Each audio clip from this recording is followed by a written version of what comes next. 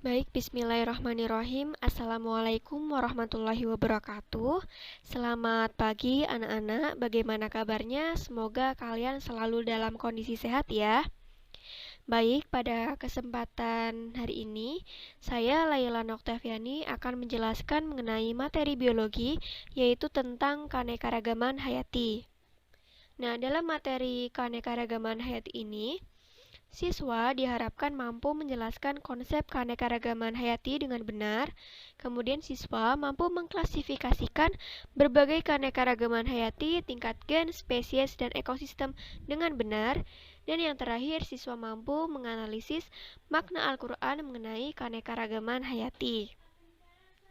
Nah, di sini ada pertanyaan. Apa sih keanekaragaman hayati?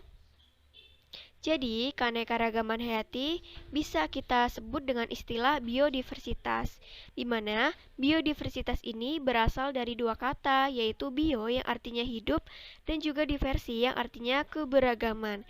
Jadi, keanekaragaman hayati atau biodiversitas adalah keberagaman makhluk hidup atau semua kehidupan yang ada di bumi, baik itu flora, fauna, mikroorganisme, jamur, dan makhluk hidup lainnya. Nah, karena keanekaragaman hayati ini memiliki berbagai macam dan juga memiliki karakteristik yang berbeda, maka keanekaragaman hayati menunjukkan adanya variasi yang beraneka ragam, yaitu ada variasi bentuk, penampilan, perbedaan warna, sifat, habitat, ukuran, serta ciri lainnya. Nah, itu tentang definisi dari keanekaragaman hayati. Nah, selanjutnya mengenai tingkat keanekaragaman hayati. Nah, karena keanekaragaman hayati memiliki variasi yang berbeda, maka keanekaragaman hayati dibedakan menjadi beberapa tingkatan, yaitu bisa kita singkat dengan istilah GSEC. G untuk tingkat gen, S untuk spesies, dan EK untuk ekosistem. Yang pertama, tingkat gen. Nah, di sini berarti adanya variasi genetik atau materi pembawa sifat organisme yang masih dalam satu spesies. Kemudian yang kedua yaitu ada tingkat spesies. Berarti di sini adanya variasi berbagai spesies pada makhluk hidup yang masih dalam satu keluarga atau famili. Kemudian yang ketiga yaitu tingkat ekosistem. Berarti di sini ada variasi berbagai ekosistem yang ada di bumi. Nah, di mana ekosistem tersebut dicirikan adanya interaksi antara komponen biotik dan juga komponen abiotik yang berbeda-beda. Nah, itu merupakan tingkat dari keanekaragaman hayati. Bisa kita singkat sebagai GSEC. G untuk gen, S untuk spesies, dan EK untuk ekosistem.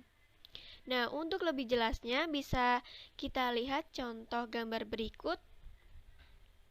Nah, di sini ada gambar ayam. Bisa diperhatikan ya. Di sini ada perbedaan pada jengger ayam.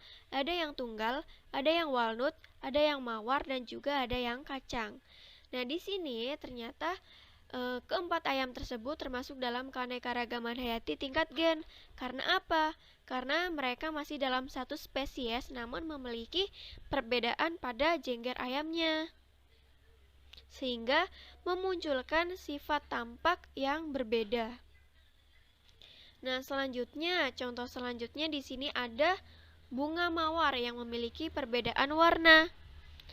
Di sini ada mawar merah, mawar kuning, mawar pink, dan juga mawar putih. Nah, mereka semua masih dalam satu spesies, yaitu spesies mawar, namun mereka memiliki perbedaan pada warnanya, sehingga adanya penampakan yang berbeda karena adanya variasi susunan gen.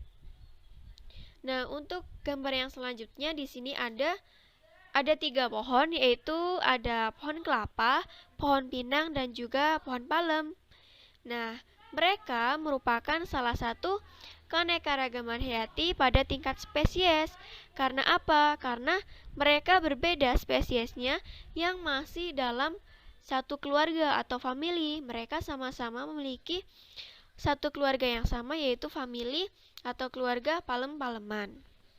Nah, itu contoh dari keanekaragaman hayati tingkat spesies.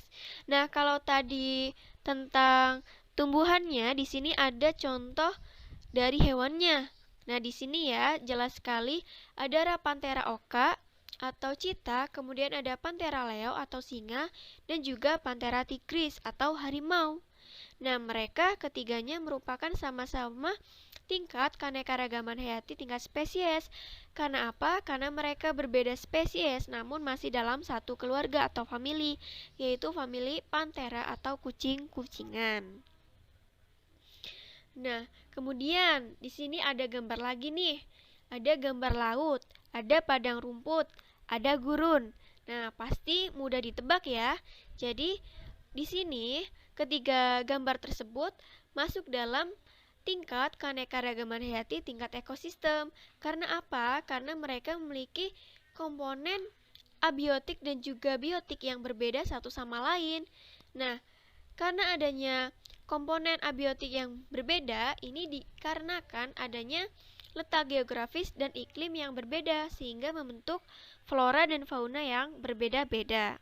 Nah, di sini saya akan mencontohkan salah satu saja, yaitu mengenai ekosistem laut.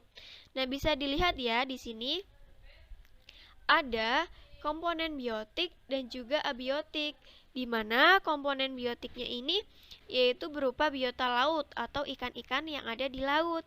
Sedangkan komponen abiotiknya yaitu contohnya air laut. Nah, di sini berarti adanya interaksi antara komponen biotik dan juga abiotik, di mana biota laut atau ikan-ikan di sini tidak bisa hidup tanpa adanya laut dan juga terumbu karang. Nah, selanjutnya di sini juga ada contoh lain mengenai keanekaragaman hayati tingkat ekosistem. Di sini ada ekosistem hutan, payau, dan juga tundra yang memiliki komponen biotik dan abiotik yang berbeda-beda. Nah, itu tadi mengenai tingkat keanekaragaman hayati ya. Jadi ada 3 tadi, yaitu bisa kita singkat sebagai nama GSEC. G untuk tingkat gen, S untuk spesies, dan juga EK untuk ekosistem. Jadi ada 3. Baik, yang selanjutnya mengenai Unity of Science atau UOS. Nah, ternyata ajaran Islam pun telah mengajarkan ya tentang berbagai macam keanekaragaman hayati yang ada di bumi ini. Nah, bisa tercantum pada Quran Surat Al-Fatir ayat 28. Walaupun masih banyak lagi ayat-ayat Al-Quran yang menjelaskan mengenai keanekaragaman hayati. Nah, di sini dalam Quran Surat Al-Fatir ayat 28 yang berbunyi, Bismillahirrahmanirrahim. Wa minan nasi wad dawabi wal an'ami muhtalifu awanuhu kadalik. Innama yashallaha min ibadihi la'ullamahu. Innallaha azizun ghafur. Yang artinya, dan demikian pula di antara manusia, makhluk bergerak yang bernyawa, dan hewan-hewan ternak, ada yang bermacam-macam warnanya dan jenisnya. Di antara hamba-hamba Allah yang hanyalah takut kepadanya, hanyalah para ulama. Sungguh Allah Maha Perkasa lagi Maha Pengampun. Nah, di sini bisa dilihat ya pada arti Quran Surat Al-Fatir ayat 28. Di sini ada kata bermacam-macam warnanya dan jenisnya. Nah, di sini yaitu berkaitan pada keanekaragaman hayati tadi, bahwa keanekaragaman hayati yang ada di bumi ini sangat banyak dan juga beragam, dan mereka memiliki karakteristiknya masing-masing dan juga variasi yang berbeda satu sama lain. Dengan demikian, secara tidak langsung kita mempelajari ilmu ajaran Islam, yaitu kita juga mempelajari kekuasaan Allah, yaitu tentang keanekaragaman hayati yang ada di bumi. Nah, itu tadi tentang materi pembelajaran tentang keanekaragaman hayati. Jadi kita lebih tahu apa sih itu keanekaragaman hayati dan berbagai tingkatnya, yaitu tingkat gen, spesies, dan juga ekosistem. Nah, itu tadi penjelasan mengenai materi biologi tentang keanekaragaman hayati atau biodiversitas. Nah, diharapkan kita semua bisa menjaga dan juga melestarikan keanekaragaman hayati. Nah, sekian yang dapat saya sampaikan. Terima kasih atas perhatiannya. Wabillahi taufiq wal hidayah. Wassalamualaikum warahmatullahi wabarakatuh.